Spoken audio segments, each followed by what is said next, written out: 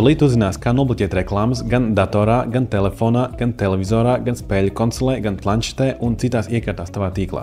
To visu var paveikt 1 minūtes laikā, bez maksas, neinstalējot nevienu programmu, tikai pamainot uzstādījumus. Un bonusam šis triks tavas iekārtas pat sargās no vīrusiem. Kā to izdarīt? Sāksim ar diagrammu. Šādi izskatās mājas internets. Pašā vidū ir rūteris, kas ir savienots ar internetu. Tālāk pie šī rūtera, caur Wi-Fi vai caur vadu, ir pievienoti datori, planšete, spēļu stacija, gudrais televizors un citas lietas. Un tas, ko mēs darīsim, mēs veiksim izmaiņas rūterī, lai tas bloķē reklāmas un bloķē kaitīgās mājaslapas. Tādējādi mēs vienā rūterī uzliekam uzstādījumus un viss tīkls ir pasargāts, tev nav jāiet pie katras iekārtas kaut kas jāuzstāda. Mēs izdarīsim vienu vienkāršu lietu. Mēs rūterī pamainīsim DNS servera adresi. Kad tas būs izdarīts, mēs šo pašu DNS servera adresi ievadīsim arī telefonā, jo telefons neizmanto Wi-Fi rūteris, izmanto mobilo internetu, un tad arī telefons būs pasargāts. Tālāk, kas vispār ir DNS? DNS tas nozīmē domēnu vārdu sistēma, un tas ir veids, kā iekārtas saprot, kura interneta adrese atrodas uz kurā servera. Piemēram, ja tu pārlaukā ierakstīsi google.com, tad bez šīs DNS sistēmas pārlūks nezinās, uz kurien vispār sūtīt šo pieprasījumu un no kurienes saņemt atpakaļ. Es priekš testa izslēdzu savu DNS serveri un mēs redzam, ka rāda, ka šī Google mājaslapa nav sasniedzama. Tāpēc DNS serveri mums vajag, bez tā mēs nevaram. Bet mēs varam izvēlēties, kuru DNS serveri mēs lietosim. Ir rīks, ko sauc AdGuard. Atvērsim mājaslapu adguard-dns.io un šeit pie produktiem mēs redzam public DNS. Un te ir informācija, kādā veidā mēs varam uzstādīt tieši viņu DNS serveri uz savām iekārtām. Te mēs varam uzstādīt uz rūtera, te mēs varam uzstādīt uz Windows iekārtām, uz Android, uz iOS un citām. Un tagad interesantākais. Viņi savā serverī uztur garu sarakstu ar mājaslapas adresēm, lai tu internetu varētu lietot. Bet no šī saraksta viņi ir izņēmuši laukā adreses, kuras ir zināmas vai kā reklāmu lapas, vai arī kā ļaunprātīgās lapas. Tādējādi sanāks, ka tu atvērs mājaslapu un tu redzēsi, ka banneru vietā ir vienkārši pelēki kvadrāti, jo viņš nevar ielādēt šos bannerus, jo tie domēni tās interneta adreses ir bloķētas. Tāpat arī, ja tev krāpnieks atsūtīs linku un tu uz tā uzspiedīs virsū, tad ir liela iespēja, ka tev to linku nemaz neatvērs, tikai tāpēc, ka šis AdGuard DNS jau būs to domēnu nobloķējis. Lai piekļūtu rūteru uzstādījumiem, tev no sākuma ir jāpiekļūst tā administrācijas panelim. Ir liela iespēja, ka informācija, kas tev nepieciešama, būs rakstīta uz paša rūtera. Tā es piemēru atradu internetā, kur ir rakstīta IP adrese, kuru jāievada pārlūkā, lai piekļūtu šai administrācijai. Te ir rakstīts lietotājs un te ir rakstīta arī parole. Ja gadījumā tā to nestrādā, tev jāsazinās cilvēku, kurš šo rūteri uzstādīja, jo iespējams, ka šī parole ir mainīta. Tāpat var Windows komandu rindā uzrakstīt ipconfig, un tas tev parādīs sarakstu ar tavām tīkla iekārtām, un pašā apakšā mēs redzam default gateway, kas ir 192.168.1.1 manā gadījumā. Es ievadu precīzi šo informāciju pārlūkā un nospiežu Enter. Tagad man priekšā ir šī rūtera login forma. Iespējams, ka jums tas iztīsies savādāk, un iespējams būs 2 lauki, nevis 1, bet būtība ir tā pati. Tagad vajag autorizēties. Ja tu gadījumā joprojām nezini savu rūtera adresi vai lietotāju vārdu paroli, es iesaku izmantot mājaslapu, kas saucās router-network.com, un šeit labajā pusē nospiežot, tu nonāksi pie default logins.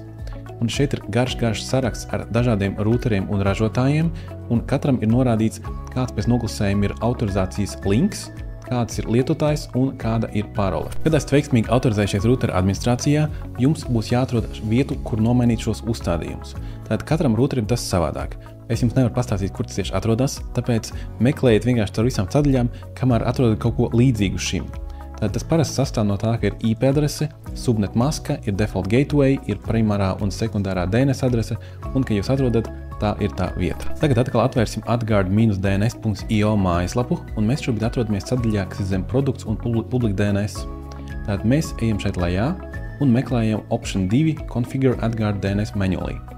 Tālāk mēs ejam uz rūteriem, un mēs atrodam šīs IP adreses. Mums interesē šis, kas ir IPv4 no default servers. Vēl ir opcija izmantot tos, kas nav filtrējoši, bet no tie nav jēgas, un vēl ir opcija izmantot drošus ģimenei, kas bloķē arī pieaugušo saturu un piedāvā kaut kādu drošu meklēšanu. Bet es iesaku izmantot šo. Tāpēc mēs paņemsim pirmo IP adresi un iekopēsim šeit iekšā. Tālāk mēs paņemsim otro IP adresi un arī iekopēsim šeit iekšā. Tālāk es nospiedīšu saglabāt, un tas arī viss. visas izmaiņas nepieciešamās ir veiktas, un rūters šobrīd restartēsies. Tagad atver mājaslapu inbox.lv, un mēs redzam, ka šeit ir daudz tukšumi. Šeit augšā bija banners, tagad tas nerādās, šeit bija milzīgs banners, tas nerādās, un ja mēs ejam uz leju, mēs redzam, ka šis neielādējas, joprojām mēģina ielādēties, bet mans rūters to neļauj, šī mājaslapa nobloķēta, šis nelādējas un tādā garā.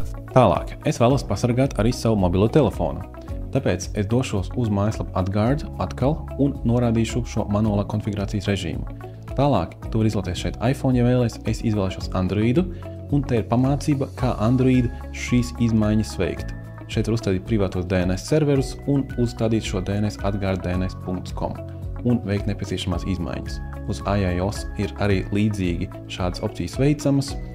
Tālāk uz Windows, uz Linux, uz spēļu iekārtām, ja tu gribi, tu vari taisīt arī atsevišķi, bet ja tu izdarīji rūterim un internets nāk caur rūteri, tad tas nav nepieciešams. Kad es visu pabeidzis, jāpaturprātā divas lietas. Numur 1, tās izmaiņas var nestāties spēkā uzreiz, jo iekārtām ir sava kešatmiņa, kas var traucēt ielādēt šo jaunāko informāciju. Tad vienkārši pagaida dažas stundas. Un numur 2 ir reklāmas, kuras diemžēl nobloķēt nevar.